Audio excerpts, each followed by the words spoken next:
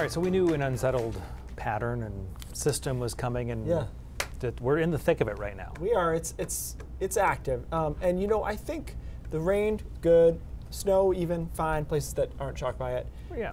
The wind is what we don't really want, and we're going to talk more about that. It still looks windy, but I do think it has taken it, at least if the models are right, down a Anything notch. a little less than Yeah. yesterday would be a big help. Yeah, we had some in the 50s yesterday. I'm hoping that we don't repeat that. We'll end up just a little bit south of that. There's the radar. As I mentioned earlier in the show, this zone right here, this line that you can see is actually where the rain or snow is hitting the ground. To the north or south of that, those are kind of not false echoes, but echoes that are light in reflectivity. They're not actually hitting the ground. And so we don't actually have that much rain moving through the state right now. And many of us, most of us, will wait until around sunset to see precipitation move in a more organized way. And it will be snow in the mountains and rain along the coast, and a chilly rain in the foothills mixing with some snowflakes in there too. So here we are, 1 o'clock, 3 o'clock, 4:30 is sunset, right? So around 5, you start to see snow more consistently in the mountains. Cold rain inland, and then that moves to the coast over the next few hours with periods of rain off and on throughout the evening there. The mountains will be snowing. Surface temperatures are not super ideal for accumulating snow, 34, 33 degrees above freezing.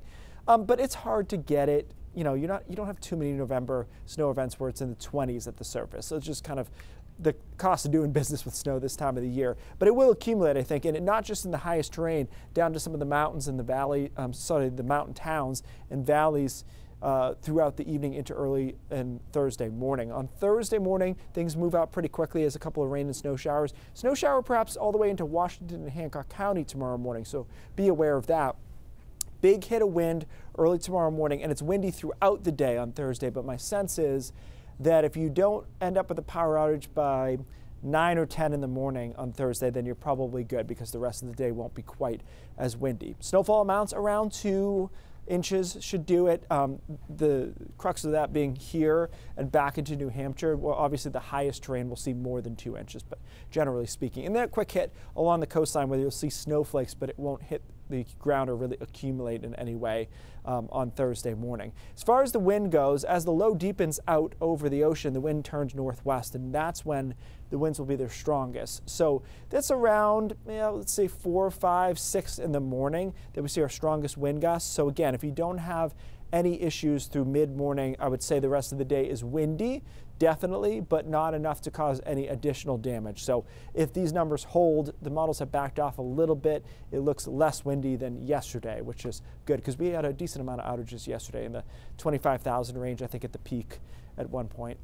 Looking okay on Friday. Friday night, if you're going out, like for someone's going away party or anything like that, that's going to be a lot of fun. It looks like it could be showery starting around 10 o'clock on Friday night and lasting into early Saturday morning. Some good news, though, is I think Saturday looks better than it did the last few days. It really looked like it could be a rainy day, straight up. Yes, which was a bummer. Totally. And so it looks better than that. End up with a decent afternoon, actually. And then clouds increase on Sunday. It goes the opposite way. We start with sun, end up with clouds, and then we'll watch a storm on Monday. But it continues to be active, coolish. You know, the upper 40s are below average for this time of the year. So And yet in the cloudy days, right. worse. Yeah. Also, going away party, quitter's party, tomato, well, whatever you want to call it. Kind of depends how you look at it. But, you know, I was just thinking about, since you're going to be out late on Friday, I'm just thinking about what that's going to look like for weather. Looking out for the team. Yeah. All right, Keith, thanks.